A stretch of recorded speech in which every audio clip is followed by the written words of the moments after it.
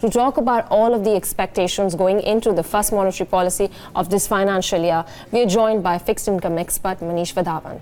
Manish, thanks very much for taking out the time. Firstly, are you also in the camp that expects a 25 basis point rate cut today? And more importantly, do you see a change of stance from neutral to becoming a little bit more accommodative in line with what we've been seeing with other central banks? Yeah, morning.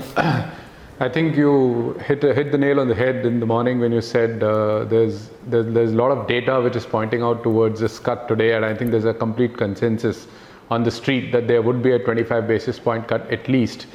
I think the realized inflation has underachieved for the last 6 months to something like a year or so. Inflation projections for the full year are quite low, around 4%. That leads us to believe that, yes, I also agree with that, there's going to be a 25 basis point rate cut. I do not expect the stance to get changed today. I think they will stay neutral, but I would add on a very important factor, which is, which I'm expecting in policy. I think the focus would move or shift towards transmission. One of the most important steps, what we have seen from RBI in the last 1 month or so, is the dollar swap window which they opened. It has had amazingly positive impact on a lot of transmission, channels which were required for India. First was, importantly, the hedging cost for borrowing in US dollars or foreign currency has come down by something like 80-90 basis points. Plus, it has added liquidity to the market. And finally, it has also helped in bringing down the credit spreads in the corporate bond market. These are all the three very, very important unintended and intended consequences of this US swap, which RBI conducted, and they have announced it for the next $5 billion this month also. So I think two things will happen. One is the rate cut, which will be definitely very, very important in messaging. But the other important thing would be the transmission.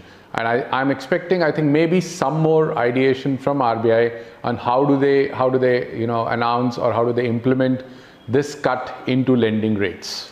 Right. According to you, the previous rate cut that we'd seen of 25 basis points, the transmission of that, has it flown into the system? And the other point being, you said that the corporate bond spreads have been coming off slightly. But the other part being that the banking system's credit deposit ratio still remains more elevated. NBFCs is still a little bit more reluctant to lend. So has the liquidity been absorbed well into the system, or there's still, that gap there?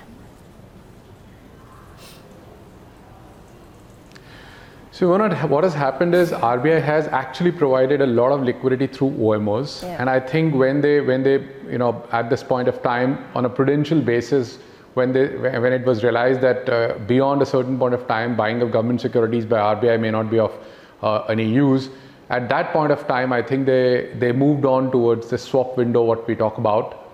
And this swap window has, given a lot of fillip in terms of bringing down the cost of corporates for external borrowings as well as the domestic borrowings. There have been also an additional factor which I would use in terms of pre-election currency expansion, which is also responsible for this liquidity tightness. I believe that as the elections gets over, you will see some kind of normalcy returning in terms of currency expansion, and therefore the liquidity would become better in the banking system, in addition to what RBI is doing at this point of time in terms of the US swap window. So, a combination of all the factors, in my view, would lead to a far more better liquidity in the next quarter, 2 quarters or so, and you can see the impact, and you will see the impacts in terms of lending costs also. Second point, what you made about the deposits and the credit growth. The credit growth has been actually quite robust in the last 2 quarters. I completely agree with you. It's growing around 16% per annum on a Y-on-Y basis, and deposits are growing around 11-12%. But I think that is just a catch-up which is happening because a lot of credit demand has moved towards the banking system from NBFCs. And as RBI is, liberalizing the ECB norms and the hedging costs come down, you would see even NBFCs borrowing more in the system and then coming back to a bit of normalcy, and when they start expanding their book. So in my view, I think the worst in terms of liquidity is already over. We will see some more measures from RBI to aid additional liquidity in the banking system, and that should be helpful in the next 1 or 2 quarters. Sorry. What do you think these measures could be like, and in terms of the guidance that the RBI could provide with regards to liquidity particularly?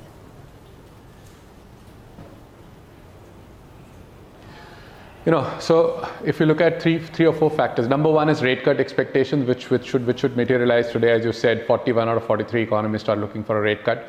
Second thing would be the liquidity. I think they are providing ample liquidity to the system, and as soon as the March is over and we get into April and May with government spending and also with these measures what RBI have taken in terms of OMOs and these swap windows, which I expect to continue because there is anyway a dollar surplus in the system at the moment, which would get absorbed and release rupee liquidity. I think third important thing is the changes which RBI is getting into in terms of transmission in form of what kind of benchmarks to be used.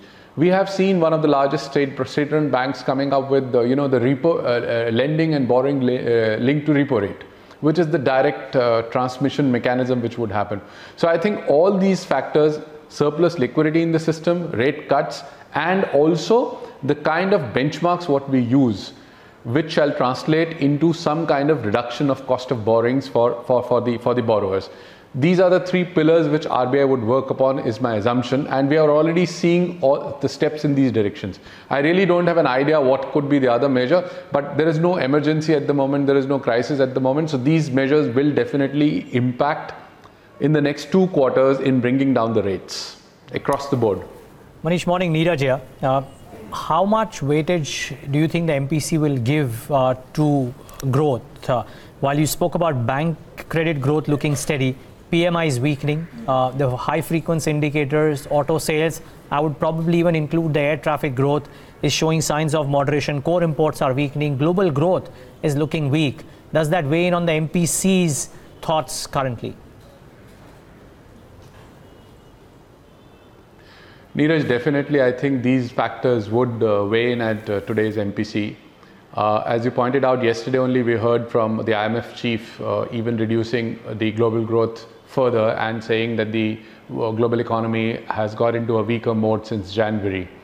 Lower inflation, as you said, lower PMI and the export numbers also. But I would have a caveat here, even if you say sector specific, the car sales are down or automotive sales are down. We have seen a trend before every election, the quarter before the election, there is a mild slowdown in the economy as the decisions get put off. This is evidenced by data, if you look at the earlier elections also. So, it's not something that we should be just taking a very, very negative picture on growth at this moment, because there is an antidote in terms of the demand for funds by the industry is growing. The retail book is growing quite fast. If you look at as we said, the credit growth, it has been the sharpest in the last 5 years. So, is growth not there at all, and still the industry and the consumer is demanding for credit? I think there are mixed signals here. My view would be that this is an exceptional quarter, what we are looking at in terms of domestic data. Always pre-election data has been quite soft, and there would be some kind of a balanced growth numbers which we would see for the next 2 quarters. So these factors will play a role. I think they've already been factored in when we say a 25 basis point rate cut, but growth falling very, very sharply doesn't. I think that is not the outcome we are looking at this moment. So therefore, you would be believing that there will be a 25 and a commentary which will be balanced, or a 25 and a commentary which indicates that there could be a further 25, because the split is right down the middle, equal and enough number of people thinking of both the options currently. Neeraj, I think I would stick my guns to a 25 basis point rate cut with a soft commentary only. No, there's no doubt, because there is no inflation at this moment. But I do have doubts about it, that it would give you some kind of a future guidance of further rate cuts. I have my doubts about that. It would be left as data dependent, and we see it from here how it pans out. So I don't expect in today's policy that MPC would give a timeline to further rate cuts also. It would definitely be a rate cut. It would definitely be a soft stance, what we talk about, a neutral stance with a softer bias. But giving a timeline to further rate cuts, I have my doubts that something of that sort is coming today. It would definitely be saying that it is data dependent, and the way it pans out, we are here to support growth. So to your point, to conclude that part, I think inflation has achieved, the realized inflation is quite low. It is below the target of RBI at this point of time. So rate cut is a given here. Second thing is transmission. Third thing is data dependency, and finally on liquidity, I think there would be far more focus. There can be enough number of tools to provide more liquidity, but at this point of time, if liquidity is becoming comfortable for the next 1 or 2 quarters, they might continue with this swap window, which is an excellent tool at this point of time in their toolkit. Right. Manish, just to conclude this conversation, how closely are fixed income investors watching out for this, and what happens to bond yields now currently at about 7.27, and also for currency watchers, with the kind of moves that we've seen on the currency on the stronger side of the last few days? Yeah, so on the bond yields, I think a lot of it is factored in today in terms of the policy rate cut. A lot of expectations are already factored in. If you look at the swap curve also, it is factoring in at 25 today. Actually, swap curve is factoring in one more rate cut after this. As far as the long end yields are concerned, I think they have factored in this 25 basis point cut. But there is an antidote in terms of there's a huge amount of supply which is going to hit the market, because there's a large borrowing program which has been announced by Government of India. So it will keep the yields at the longer end a bit in check.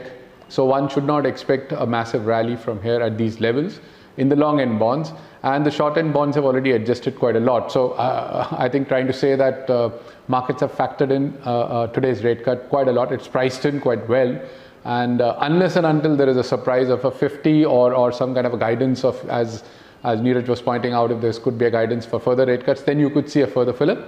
But definitely the bias is positive at this moment on interest rates. It is also being aided by the world developments. If you look at what has happened in the developed world, 1/3 of the bond yields across the world have gone into negative again, and there are clouds over growth.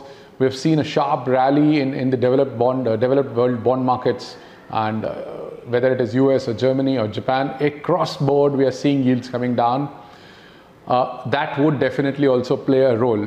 Finally, note in the currency, I think with the last change of stance by the Fed in terms of that there may not be any rate hikes at all, we have seen the EM currencies strengthening, and so has rupee also.